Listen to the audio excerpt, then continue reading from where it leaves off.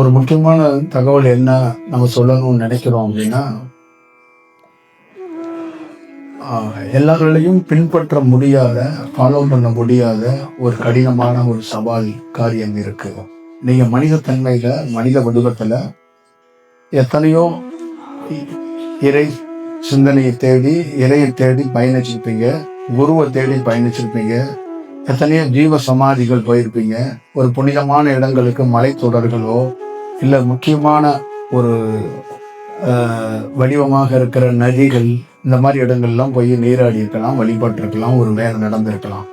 அதே போல நிறைய நூல்களை படிக்கிறதுக்கு வாய்ப்புகள் எல்லாமே உங்களுக்கு கிடைச்சிருந்திருக்கலாம். ஆனா இது எல்லாமே உங்களுக்கு சொல்ல நினைப்பதும், உங்களுக்கு இது எல்லாமே எதை கொடுக்க நினைக்கிறது அப்படின்னா, இங்கிருந்து ஏதாவது ஒவ்வொரு தனி மனிதனும் மேன்மை அடைவதற்கும், கற்றுக்கொள்வதற்கும், தங்கிட்ட இருக்கிற பழக்க வழக்கங்களை மாற்றி இதற்குள் ஒரு செம்மைப்பட்டு ஒரு மனிதன் மாறிவிடுவதற்கோ ஒரு செயல் நடப்பதற்காகத்தான் இது நம்ம இந்த பணிகளை செய்யறோம் அப்படிங்கிறது எல்லாருக்கும் தெரிஞ்ச ரகசியம்தான். எல்லாரும் இதை தான் பின்பற்றிட்டு வரோம் அப்படிங்கிறோம். இதுக்குள்ள என்ன கடைப்பிடிக்க வேகம், கடைப்பிடிக்க முடியாதது அப்படின்னு பாத்தீங்கன்னா, என் வாழ்க்கையில பல்வேறுபட்ட இது போன்ற சூழல்களை கடைபிடித்து இது போன்ற சூழல்களை கடந்து வந்தேன். ஒரு நாள் எனக்குள்ள ஒரு சிறு தியானம் பிறந்தது. அந்த சிறு தியானம் பிறந்த உடனே நான் கடைபிடித்த பழக்க வழக்கங்கள்ல இருக்கிற உருவ வழிபாடுலேருந்து, பல குருமார்கள்லேருந்து, பல புத்தகங்கள்லேருந்து, இதுல இருந்தெல்லாம் நான் விடுபட்டேன். அப்ப எனக்கு அந்த சிறு தியானம் எதை கற்றுக் கொடுத்ததுன்னா, நேச்சரோட கொண்டு போய் என்னை கனெக்ட் பண்ணுச்சு. இந்த பிரபஞ்சத்தோடு என்னை கொண்டு போய் கனெக்ட் பண்ணுச்சு. நான் ஒரு மாணவனாகவும், பிரபஞ்சம் ஒரு குருவாகவும், இந்த வெட்ட வழியாக இருக்கக்கூடிய ஆகாயமாக இருக்கக்கூடியது அது குருவாகவும், ஒரு மனித தோற்றத்துக்குள் இருக்கக்கூடிய நான் ஒரு மாணவனாகவும் என்னையும் அதையும் கனெக்ட் பண்ணுச்சு. அப்ப பல நாள் இந்த பிரபஞ்சம் என்ன பண்ணுச்சுன்னா, என்ன ஈர்த்து பல்வேறுபட்ட மலை தொடர்களுக்கும் குகைகளுக்கும் எங்க அதோடைய அந்த அலைவரிசை பொழிவு, அந்த ரேடியேஷனுடைய ஒவ்வொரு வேரியேஷன் இருக்கிற ரேடியேஷன்கள் அது எங்கெல்லாம் அதிகமாக இருக்கிறதோ அங்கெல்லாம் என்னை வர வைத்தது. அங்கெல்லாம் என்னை தியானத்தை ஆழ்த்தியது. என்னை அங்கெல்லாம் தியானம் என்ற பெரும் ஆனந்த கடலில் ஆழ்த்தியது. அப்ப பல்வேறுபட்ட சூழல்களில் இது நடக்க நடக்க ஒரு கோபுரத்தில் இருக்கின்ற கலசம் அது எப்படி பல நாள் அதில் வெயில் மலைகளை தாங்கி தாங்கி தாங்கி அது தாங்கிறதுக்காக தான் அது ஒரு அந்த செம்புல நம்ம அந்த கலசத்தை வச்சிருக்கோம். அந்த மாதிரி இந்த தேகம் செம்பு மாதிரி மாறணும். இந்த தேகம், இந்த உடல் சம்சாவையும் போண்டாவையும் பச்சையும் தின்னுட்டு இருக்கிற உடல், இந்த உடல் ரொம்ப ஸ்டைலா நீங்க நூடுல்ஸ், ஃப்ரைட் ரைஸ், இன்னும் மலேசியாவில் ஸ்டைலா சில உணவுகள்லாம் சொல்லிக்கிட்டு சும்மா கொஞ்சம் கொஞ்சம் தான் நான் சாப்பிட்றேன்னு சொல்லிட்டு ஒரு 7 வேளை சாப்பிடுவீங்க. 3 வேளை முன்னாடி சாப்பிட்டோம், இப்போ 7 வேளை பிரேக் கொஞ்சம் கொஞ்சமா விட்டு கொஞ்சம் கொஞ்சமா ஏதோ சாப்பிட்டுக்கிறது. அதுல வேற ஸ்டைலா வேற நீங்க எண்ணெயில பொரிச்ச வடையும் சம்சாவையும் திங்கிறதுக்கு நீங்க சோறே தின்னுட்டு போயிடலாம். இலை போட்டு நல்லா ஃபுல்லா ஒரு அண்டாவில் சோறை அள்ளி தின்னுட்டு போயிடலாம் அந்த வடையும் சம்சாவையும் தின்னுட்டு அலையறதுக்கு. இது பெரும் பஞ்சாயத்துக்குரியது. நீங்க சாப்பிட்றது இந்த வடையும் போண்டாவும். இது இவனை சரி செய்யறதுக்கு ஒரு குரு இல்லை, ஒரு பிரபஞ்சம் கிடையாது, பல பிரபஞ்சம் வரணும் இவனை சரி செய்யறதுக்கு. அதனால முதல்ல உங்களுக்கு லீவு விட வேண்டியது இந்த வடை கிட்டையும் போண்டா கிட்டையும் தான். இது எப்போ உங்களை விட்டு ஓடுதோ அப்பதான் கொஞ்சமாச்சும் இது செம்பு மாதிரி மாறுறதுக்கு வாய்ப்பு இருக்கும். இல்லைன்னா சொம்ப தூக்கிட்டு தான் போகணும். நீங்க எல்லாம் யார் வருவா உங்களுக்கு ஈமை சடங்கு செய்ய ஒருத்தர் சொம்ப தூக்கிட்டு வருவார்ல, அந்த சொம்ப சொன்னேன், அந்த கதையாகி போயிடும். அப்ப இது எல்லாமே பல நாள் ஒருத்தருக்கு கிடைக்கப்படுற மாதிரி எனக்குள்ள பல நாள் அந்த செம்பு மாதிரி ஒரு தியானம் கிடைத்தது. அதுல பட்டு பட்டு பட்டு பட்டு இந்த உடல் மாறினுச்சு. அப்ப இந்த உடலுக்குள்ள ஒரு அலைவரிசை வந்தது. அப்ப அந்த அலைவரிசையிலிருந்து நிறைய உள் உணர்வுகள் மேம்பட்டு சில கோவில், சில குறிப்புகள், சில ஞானிகள், சில புத்தகங்கள், எதை படிக்கணும், எதை படிக்க கூடாது, எப்படி போகணும், எப்படி உணவு, எல்லாமே அது ஒரு ஒட்டுமொத்தமான ஒரு மனிதருடைய போக்கையே அது மாத்தனுச்சு. அப்ப அதுக்குள்ள இருந்து ஒண்ணு கிடைக்கும் போது அப்ப முழு வேலையையும் இந்த இறை பணியை செய்யறதுக்கும் இந்த ஞான மார்க்கத்தில் வேலை செய்யறதுக்குள்ளேயும் நான் பணி செஞ்சேன். அப்ப எனக்குள்ள இருந்து 24 மணி நேரங்கள்ல பல்வேறுபட்ட நகரங்கள்ல பல்வேறுபட்ட நாட்கள்ல நான் வேலை செஞ்சிருக்கிறேன். அப்ப பல்வேறுபட்ட மாணவர்கள்ல பல்வேறுபட்ட விதங்களா இருக்கிற மாணவர்களையும் நான் சந்திச்சிருக்கிறேன். மாணவர்களே சந்திக்காம இருக்கும் போதும் ஒரு நாள் முழுக்க அறைகளிலே தியானமாகவே வாழ்ந்திருக்கிறேன். இந்த மாதிரி ஒரு சூழ்நிலைலாம் நான் பல நாள் ஒரு நல்ல மாணவன், ஒரு சிறந்த மாணவன், நான் ஒரு பெரிய மாற்றத்தை உண்டாக்கி இருக்கிறேன், நானே ஒரு புரட்சியை உண்டாக்கி இருக்கிறேன், எத்தனை மக்களுக்கு நான் இப்படி சேவை செய்யறேன், இப்ப நானும் தியானத்தில் அப்படி உயர்ந்து நிற்கிறேன், நான் குருவுக்கு பெரிய சேவை செஞ்சுட்டேன், குருவுக்கு செஞ்ச சேவையில தான் குரு என்ன இப்படி பண்றாரு. அப்ப குரு என்பது பிரபஞ்சம். அந்த பிரபஞ்சத்துக்கு நான் காலை மாலை பாகுபாடு இல்லாம பல்வேறுபட்ட பணிகளை செய்து நான் மாற்றம் அடைந்திருக்கிறேன்.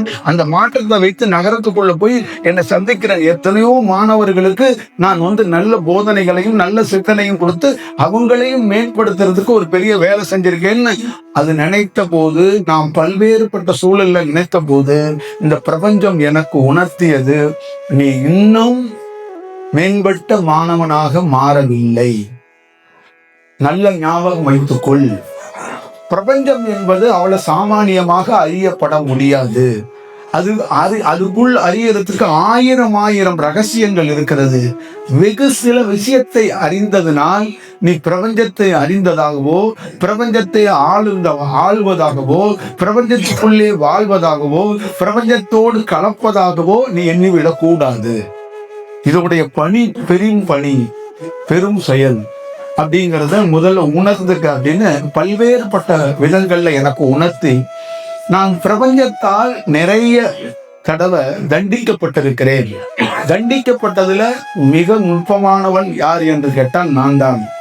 அப்ப மிகைப்படுத்துதல், ரொம்ப மிகைப்படுத்துதல், இல்லாத ஒன்று எழுப்பது போல் காட்டுவது, பிறக்காத ஒரு ஞானியை பிறந்தது போல் சொல்வது, பிறக்காத கருவுக்குள்ளே போகாத ஒரு ஞானியை போய் அவன் பிறந்தான், அவன் அவதாரத்துக்குரியவன், அவன் கடவுளுக்குரியவன், அவன் சித்தர் அப்படின்னு சித்தர் கதைகளை சொல்வது, சித்தர்களை பற்றி முழுமையாக அறியாமல் அந்த கதைகளை பரப்ப நினைப்பது, அதற்கு விளக்கூரை எழுதுவது, அது சம்பந்தமாக சில மாணவர்களுக்கு குறிப்பெடுத்து கொடுப்பது, இதெல்லாம் பெரும் பாவத்தால் பெரும் தொல்லையால் பல்வேறுபட்ட நகரங்களில் நான் பல்வேறுபட்ட துன்பங்களையும் துயரங்களையும் அனுபவித்திருக்கிறேன்.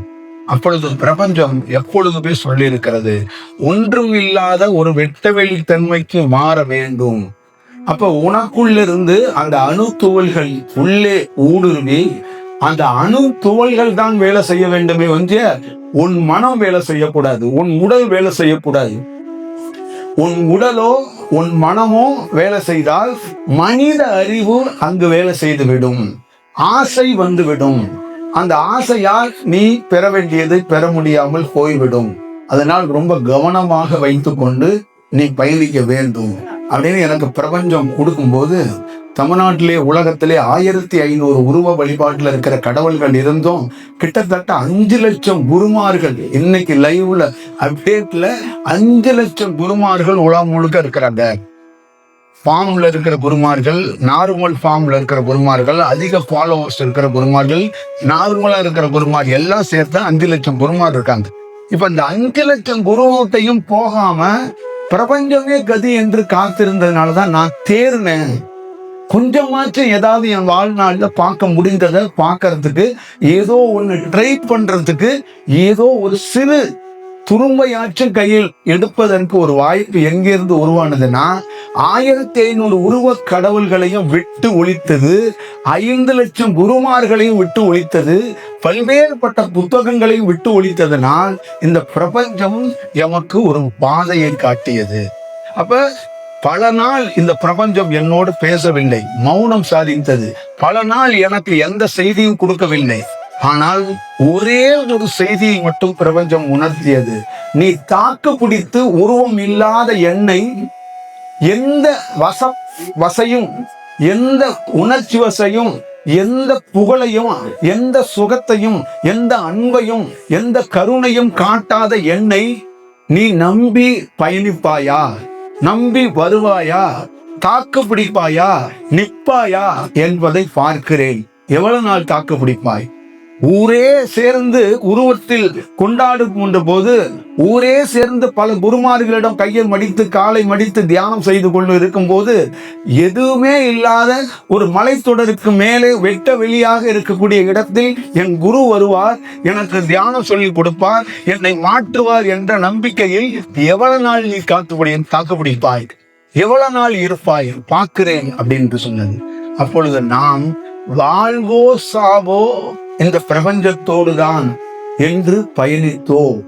அதற்கு மிக முக்கியமான காரணம், நான் வாழ்நாளில் பயணித்து மிக மிக நுட்பமான சில விஷயத்தில் பிரபஞ்சத்தில் அறிந்த போது கடைசியாகத்தான் எனக்கு தெரிந்தது, அங்கேயும் நான் தோற்றுதான் போனேன்.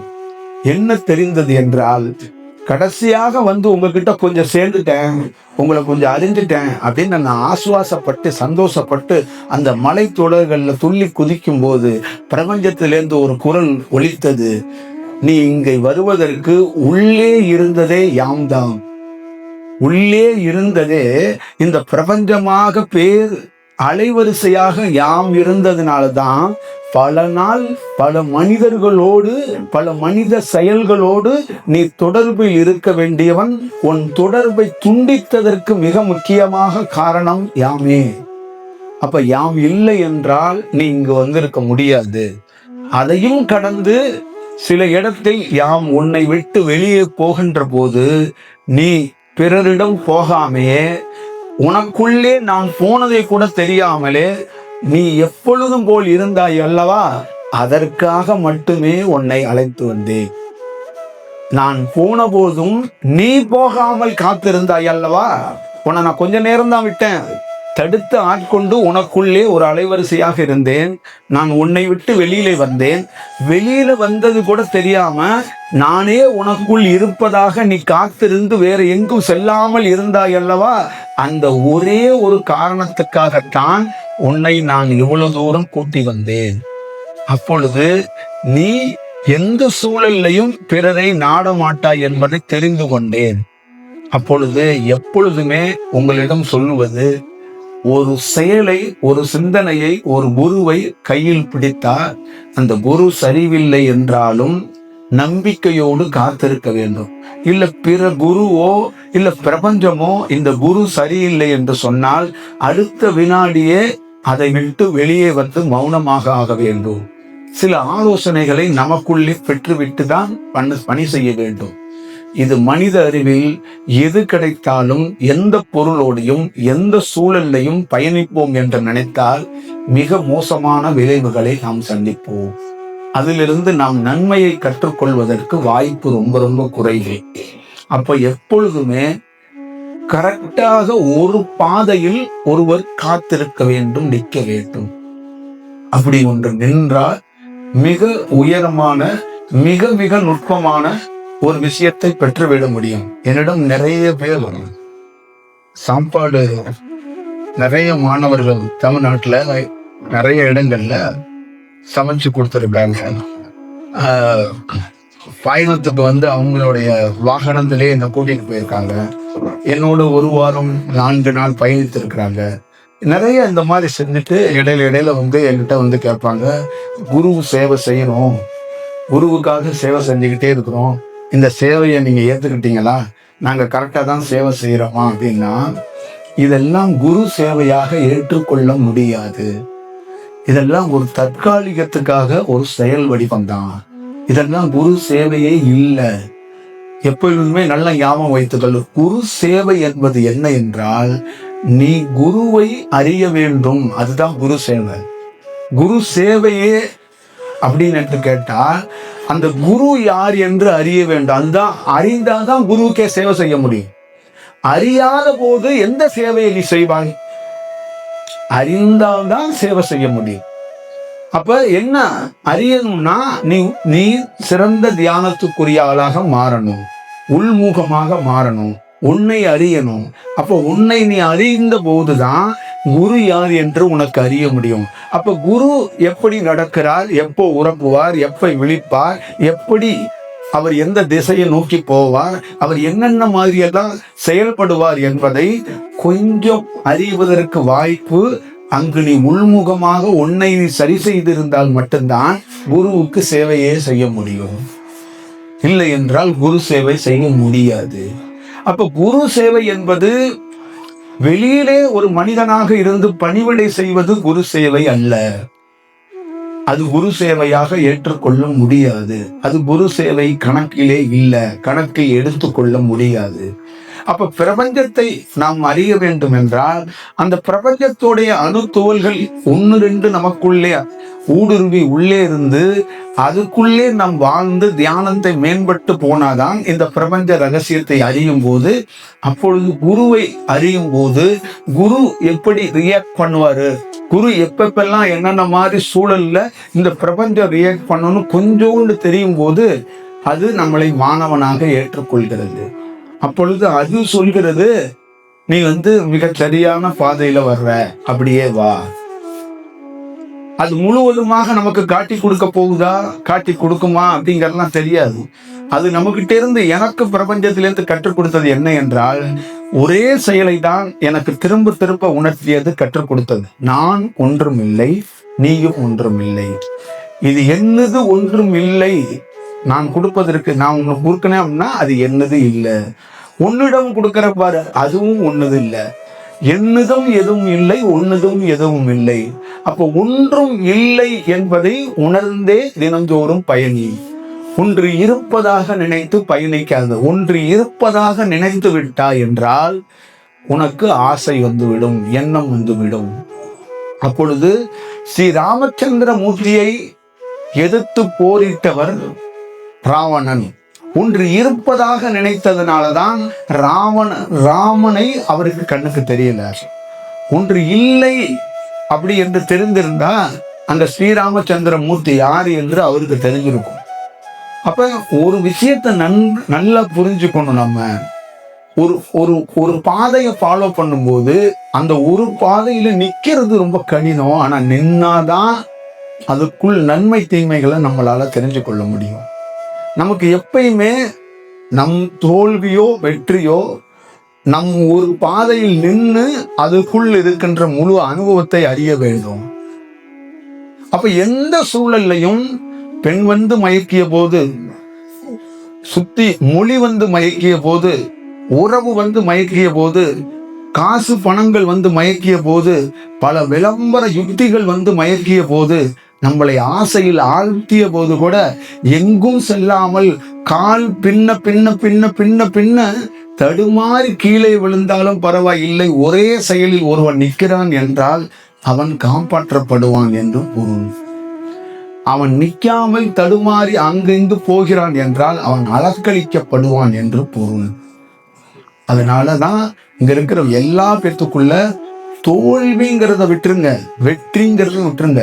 நீங்கள் பார்க்க வேண்டியதோ போக வேண்டிய பாதையில் போகாமல் தவிப்பதற்கு காரணம் உங்களிடம் இருக்கின்ற வடிவம் மிகச் சரியான ஒரு வழி பாதையாக இல்லை. அப்ப உங்களுக்குள்ளேயே என்ன ஒரு பிம்பம் கட்டமைச்சிருக்கீங்கன்னா, இந்தியாவில் இருக்கிற எத்தனையோ குருமார்கள், நீங்க எந்த குருமார்கிட்ட போய் உட்கார்ந்து கலந்துரையாடல் பண்ணீங்கனாலும் நான் பாவம் பண்றேன்னு எந்த குருவும் சொல்ல மாட்டான். பில்லி சூனியம் பண்ற மேஜிக் பண்ற குருமார்கிட்ட போய் நீங்க உட்கார்ந்தா கூட நான் பல ஜீவன்களை வாழ வச்சுக்கிட்டு இருக்கேன்னு தான் சொல்லுவோம். இப்ப இந்தியாவில் நீங்க எந்த குருமாரை சந்திச்சீங்கனாலும் தியானம் கற்றுக் கொடுக்குற அத்தனை குருமாரும் சரி, சேவை செய்கிறேன்னு சொல்ற அத்தனை குருமாரும் அர்ப்பணிப்போட இந்த மக்கள் பணி செஞ்சுக்கிட்டு இருக்கேன்னு தான் சொல்றாங்க.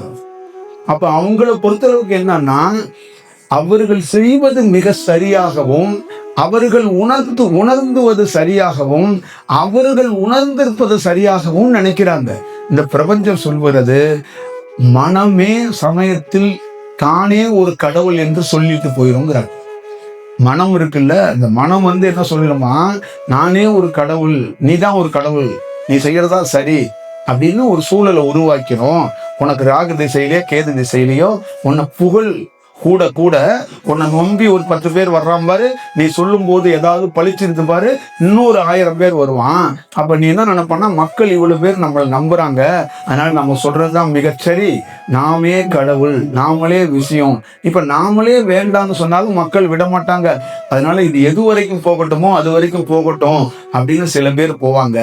சில பேர் என்ன பண்ணுவாங்கன்னா, அவர்கள் கூட இருக்கிறவர்களே சில கூட்டங்களை சேர்த்துக்கொண்டு ஐடியா பண்ணி இதை இன்னும் பெருக்குவது எப்படி, அதை அவரிடம் எப்படி சொல்லுவாங்கன்னா, நம்ம மக்கள் சேவை செய்யறோம், எத்தனையோ பேர் கெடுக்கிறான், நீங்க 500 ரூபா 1000 ரூபா 2000 ரூபா காசு வாங்கினாலும் ஒரு மக்களுக்கு சேவை செய்யறீங்க. தியானங்கிறது இறைவனுடையது, சித்தர்களுடைய கலை. இந்த சித்தர்கள் கலையை நீங்க கொடுக்கறது புண்ணியம் இல்லையா? எத்தனை ஏழை தாய்மார்கள், எத்தனை பெண்கள் நன்மை அடைகிறாங்க. குருநாதன் நீங்க பாத்தீங்கல்ல, நம்ம சென்டர்ல வர்ற பெண்கள் ஆண்கள்லாம் தியானத்தால எவ்வளவு மேன்மை அடைந்திருக்குன்னு சொல்றாங்கல்ல. அப்ப நம்ம குரு சேவை தானே செய்யறோம், இதுல எங்க தவறு இருக்கிறது? அப்ப இதையே நீங்க தயங்குறீங்க அப்படிங்கும் போது அவருடைய தயக்கமும் இவர்கள் பேசி பேசி அது உடைக்கப்படுகிறது. அப்ப அவர்கள் செய்வது மிகச் சரியாக இருக்கிறதாக எடுத்துக்கொண்டு போறார்கள்.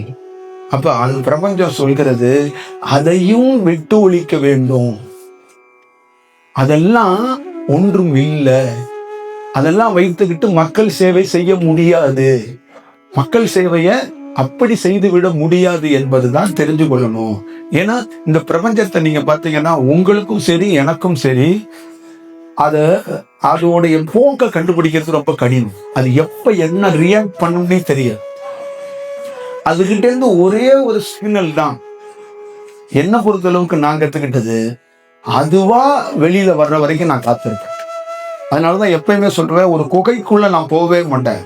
அந்த குகை அனுமதி வரைக்கும் நான் காத்தே இருப்பேன். அந்த குகையிலேருந்து அனுமதி வரலன்னா குகைக்கு வெளியிலே ஒரு துண்டை விரிச்சு தியானம் பண்ணிக்கிட்டே இருப்பேன். அதே போலதான் பிரபஞ்சம் ஒரு ரியாக்ட் பண்ணும், அது வரைக்கும் காத்து தான் இருக்கணும். அது ரியாக்ட் பண்ணாத பட்சத்துல நாம வேற எந்த திட்டத்துக்குள்ளேயும் போகக்கூடாது. அது உனக்காக நான் ரியாக்ட் இப்போ உடனே பண்றேன்லாம் பண்ணாது. அதோடைய வடிவத்தை கண்டுபிடிப்பது ரொம்ப கடினம், ரொம்ப ரொம்ப கடினம். சும்மா ஒரு நாம பண்ற யாகம், நாம பண்ற தியானம், நம்ம பண்ற மந்திரத்துக்காகலாம் அந்த அல்ப சந்தோஷத்துக்கெல்லாம் பிரபஞ்சம் ஆடாது, ஆனந்த கூத்து ஆடாது. அதெல்லாம் பண்ணவே பண்ணாது.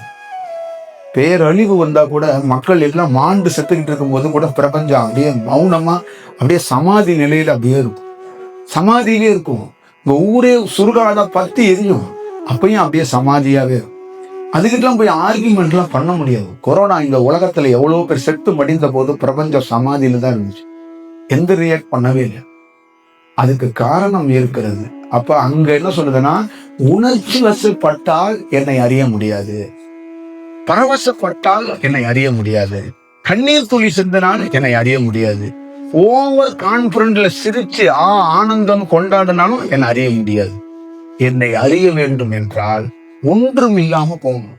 ஒண்ணுமே இல்லாத, பேர் இல்லாத, ஊர் இல்லாத, எதுவும் இல்லாத ஒருத்தனா மாறுனா நான் எப்படி ரியாக்ட் பண்றேங்கிறத கொஞ்சம் அறிய வாய்ப்பு இருக்கு. ஏன்னா வானொலி மையத்துல இந்த ஆகாயத்துல இருக்கிற விஷயத்தை அறிஞ்சு கண்டுபிடிச்சு சொல்றாங்களே, அந்த மாதிரி தான் இந்தியாவில் இருக்கிற நிறைய குருமார்கள் வேலை செய்யறாங்க. ஆனால் பிரபஞ்சம் சொல்லுது, எந்த வானொலி மையத்தாலையும் என்ன கணித்து விட முடியாது, அறிந்து விட முடியாது, என்னை அறியவே முடியாது. என்னை அறிய முற்பட்டால் அவன் அறிய ட்ரை பண்ணிக்கிட்டே இருக்க வேண்டியதான். அந்த வாய்ப்பை யாமே வழங்குவோம். அப்ப எப்ப வழங்குவோம் அப்படின்னா, ஒன்றும் இல்லாத தன்மைக்கு ஒருத்தன் மாறினாதான் வழங்குவோங்குது. அதுல நான் எந்த கருணையும் பார்க்க மாட்டேங்குது. நீ எத்தனை ஆண்டுகள் வேணாலும் போராடு, நான் பார்க்க மாட்டேன். நான் பார்த்துட்டேன் என்னுடைய அனுபவத்துல. நான் பல்வேறுபட்ட சூழல்கள்ல நான் இந்த பிரபஞ்சத்தோட ரொம்ப நெருக்கமா பயணிச்ச போது எந்த ரியாக்டையும் அது காட்டுறதே கிடையாது. அப்ப இந்த நிமிடம் வரைக்கும் உங்ககிட்ட நான் என்ன சொல்றேன்னா, நான் ஒரு சராசரி மாணவனாக பிரபஞ்சத்தை குருவாக நினைத்து அதோட போராடி நான் அப்படியே அதுகிட்ட போய்கிட்டே இருக்கேன். அது என்னை ஏத்துக்கிற மாதிரி சமக்கைகள் கொடுக்குது, சமயத்துல ஏத்துக்காத மாதிரி சமக்கைகள் கொடுக்குது. ஆனால் வாழ்வோ சாவோ ஒன்றும் இல்லை, இதே பாதை, நான் எதுல போனாலும் அது உன் பாதைன்னு அப்படியே போய்கிட்டே இருக்கிறேன். அவ்வளவுதான் அதுக்குள்ள. அப்ப ஒவ்வொரு நாளும் ஒரு மாணவனாக இருந்து இந்த பிரபஞ்சத்திலிருந்து எதையாவது ஒண்ணு அதோடைய வழியிலிருந்து தான் பெற முடியுமா, அதை பெற்றதை வெளிப்படுத்த முடியுமா அப்படிங்கிறத நம்ம ட்ரை பண்றோம். அப்ப உங்ககிட்டயே நான் வந்து சொல்றது, நீங்க எந்த குருமார்களையும் நீங்க நினைக்கிறீங்கல்ல, அவர்களே அவர்களுக்கு தேவையானதை அறிய முடியாது. நீங்க நினைச்சுக்கிட்டு இருக்க மாதிரி இங்க இருக்கிற குருமார்கள்லாம் பெரிய ஏதோ ஒன்று அறிஞ்சிட்டாங்கன்னு நீங்க நினைக்கிறீங்கல்ல, அது இல்ல. ஒரு வாத்தியார் ஒரு டீச்சர்கிட்ட எப்படி ஒரு மாணவன்கிட்ட இருக்கிற அறிவு திறமையோட அதிகமா இருக்குமோ, அந்த மாதிரி இங்க இருக்கிற சில குருமார்கள்ட்ட அறிவும் திறமையும் அதிகமா இருக்கிறது.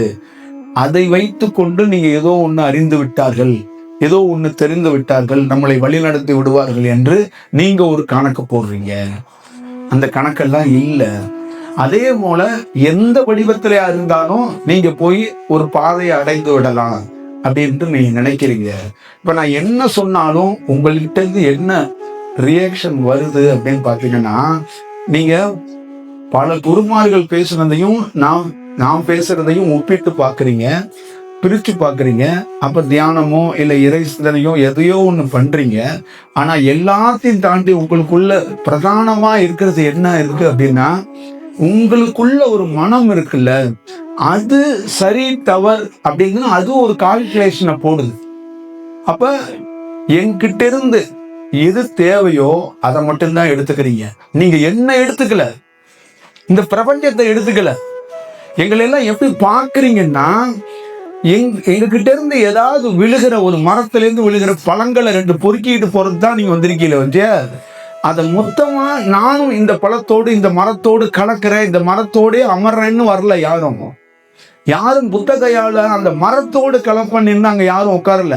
புத்தர் வருவாரா, அந்த மரத்திலிருந்து எதையாவது ஒரு இலை உழுவுமா, ஏதாவது சமிக்கைகள் கிடைக்குமா, ஏதாவது ஒளி தென்படுமா, ஏதாவது காட்சிகள் கிடைக்குமா, ஏதாவது அதிசயங்கள் நடக்குமா, யாராவது ஒரு உருவத்துல வந்து ஒருத்தர் நம்மள்கிட்ட பேசி நம்ம தலையில கையை வச்சு ஒரு பிளெஸிங் பண்ணுவாங்களா?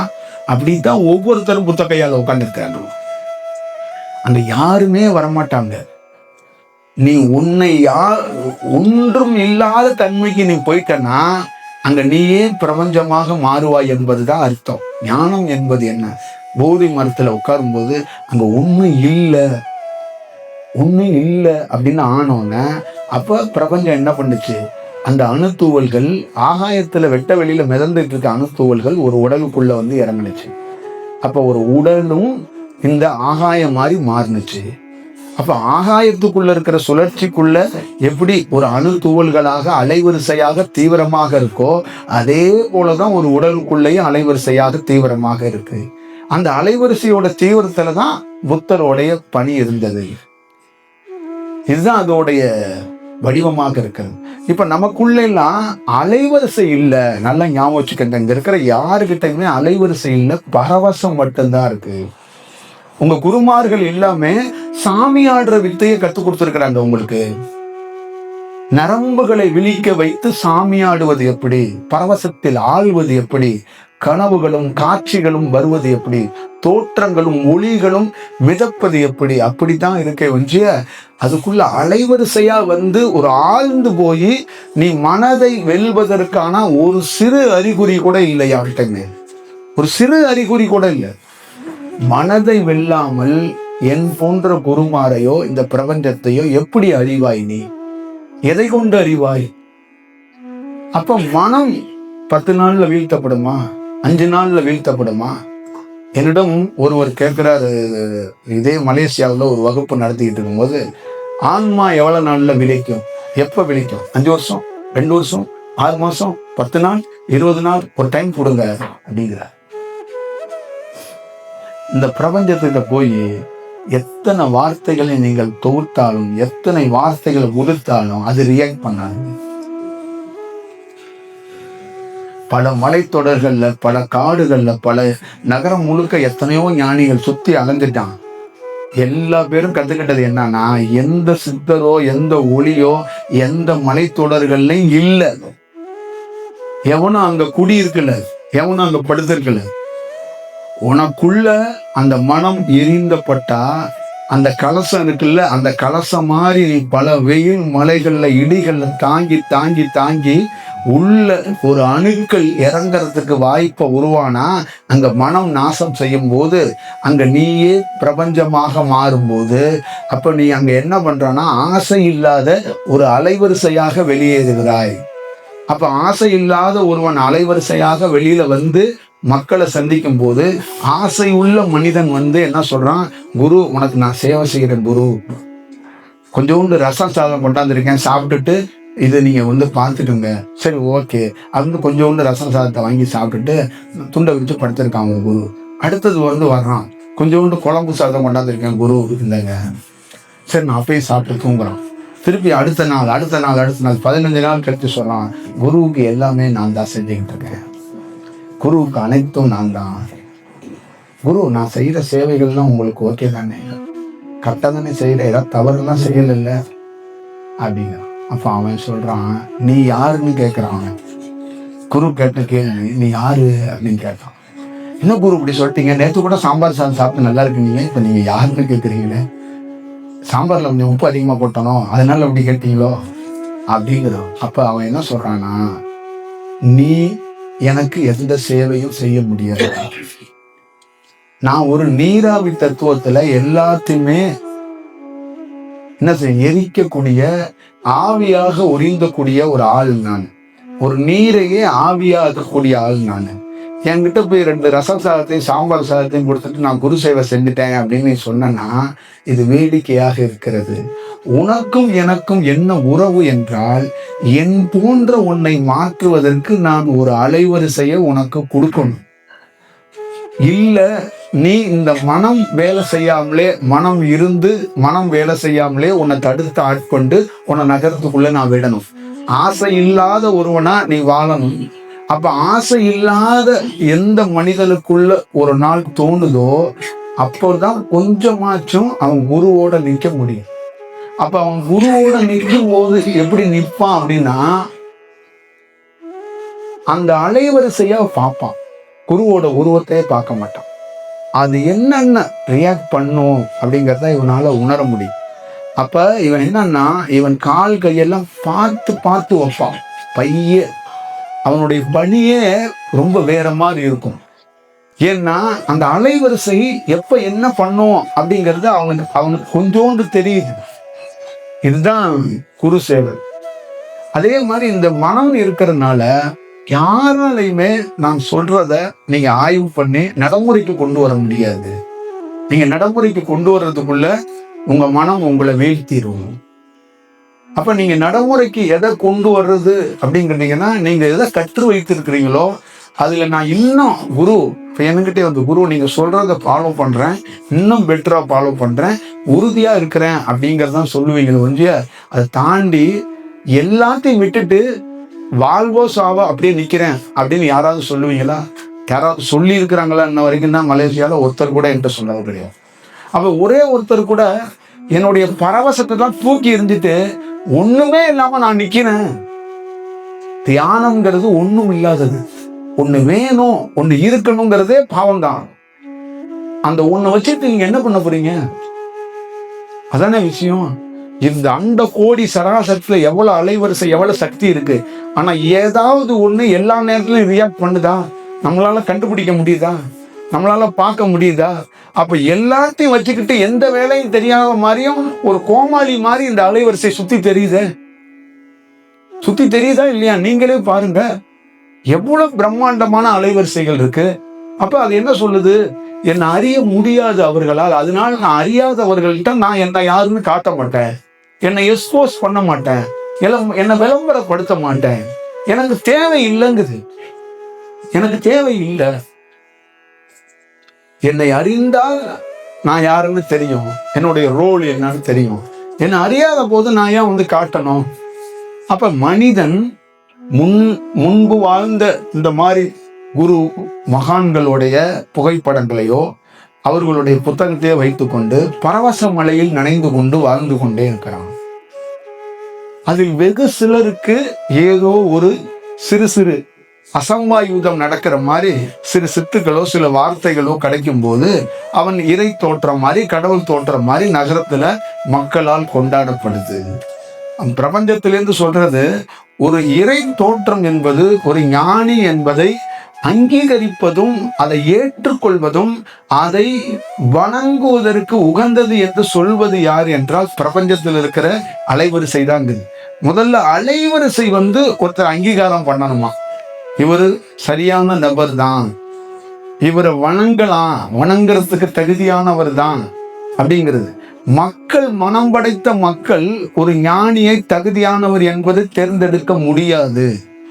இவர் மக்கள் தேர்ந்தெடுத்து விட்டதால் அவர் ஒரு மிகப்பெரிய ஞானியாக இருக்கவே முடியாது. நீங்க இந்தியா முழுக்க கோடிக்கணக்கான லட்சக்கணக்கான மக்களுக்கு எத்தனையோ பேர் தலைவனாக சாமியாராக இருந்திருக்கிறாங்க. அத்தனை பேர்த்தையும் இந்த பிரபஞ்சம் நிராகரித்து விட்டது, ஏற்றுக்கொள்ளவில்லை. அதை பற்றி கன்சல்ட் பண்ணவே இல்லை, அதை பெருசாக எடுத்துக்கவே இல்லை. ஏன் என்று கேட்டால், அவன் பூர்வ ஜென்மத்தால், எண்ணத்தால், ஆசையால், பல ஜென்ம எண்ணத்தால் இப்ப அதை நிறைவேற்றி கொண்டானே ஒன்றிய அவன் எண்ணம் இல்லாத, மனம் இல்லாத ஒரு அலைவரிசையாக இருந்து செயல்படல. அதை நம்ம புரிஞ்சுக்கணும் அப்படிங்கிறது தான் அதோடைய வாதமாக, அதோட செயலாக இருக்கு. அதனால உங்களுக்குள்ளிருந்து, என்னகிட்ட தனிப்பட்ட முறையிலிருந்து உங்களுக்கு சொல்லணும்னு நினைக்கிறது, நீங்க என்ன பின்பற்றுங்க அப்படின்னு ஏன் உங்களால நான் சொல்ல முற்படலை அப்படின்னா, அது கூட உங்களை எங்கேயாவது ஒரு இடத்தில் ஒரு சிறைப்படுத்தி விடுமோ, ஒரு அடிமைப்படுத்தி விடுமோ, ஒரு கட்டளையாக மாறிவிடுமோ என்ற அச்சத்தில் தான் நீங்கள் யாரை பின்பற்றினாலும், நீங்க பின்பற்றவர் சரியா இல்லைங்கிறத சொல்லாம சொல்லிட்டேன். சரியா இல்லைங்கிறத நேரடியாகவும் சொல்றேன், மறைமுகமாகவும் சொல்றேன். நேரடியாகவும் சில குருமார்கள் சரியா இல்லை, நீங்க பண்ற தியானம் சரியா இல்லை. மறைமுகமாகவும் என்ன சொல்றேன், அதில் கவனமாக செயல்படுங்க. அப்ப தீயவர்களாக இருந்தாலும், உங்களுக்கு ரொம்ப பிடிச்சவரா இருந்தா கூட, அங்கு நீங்கள் மிக சரியாக ஒரு பாதையில நின்னுங்க, ஒரு வடிவத்துல நின்னுங்க. எப்பொழுதுமே ஒரு சிந்தனையில் ஒருவன் ஆழ்ந்து நின்னா மட்டும்தான் சாதிக்க முடியும். இல்லைன்னா ரொம்ப கடினம், ரொம்ப சவால். ஏற்கனவே மனிதன் பல்வேறுபட்ட நபர்களோட, மனிதர்களோடு பழகிறதுக்கு வாய்ப்பு இருக்கு, பல்வேறுபட்ட குரல்களை கேட்கறதுக்கு வாய்ப்பு இருக்கு, பல்வேறுபட்ட புத்தகங்களை படிக்கிறதுக்கு வாய்ப்பு இருக்கு. ஆனா பல்வேறுபட்ட குருமார்களையோ பல்வேறுபட்ட இறை தொடர்புகளையும் அவன் மாறி மாறி போனான் என்றால் அவன் நிரந்தரம் இல்லாமல், நிலை இல்லாமல் போயிடுவான். அப்ப நிலையையும் நிரந்தரத்தையும் தீர்மானிக்கணும். அதனாலதான் கோபுரத்துல நிலை நிறுத்துதல், ஒரு இடத்துல நிலை நிறுத்தினாதான் அது பல நாள் தாக்கு பிடிக்கும், தாங்கும். அப்ப அதனாலதான் ஒரு ஞானிகளுக்கு முதல் அடிப்படை தகுதி எதை வைத்தானா, சமாதி. சமாதி பெரு வரை காத்திரு. சமாதி பெற்றால் தான் நீ இந்த பிரபஞ்சத்திலிருந்து சில அலைவரிசையை இந்த உடலிலிருந்து தாங்க முடியும். சமாதி பெறாத போது உன்னால் இந்த விஷயத்தை தாங்க முடியாது, செயல்படுத்த முடியாது. அதை செயல்படுத்தினால் அதிலிருந்து நிறைய மனம், ஆசைகள் தென்பட்டு விடும். அதனால தயவு செய்து அதில் கவனமாக இரு அப்படிங்கிறது தான் பிரபஞ்சத்தோடைய விஷயம்.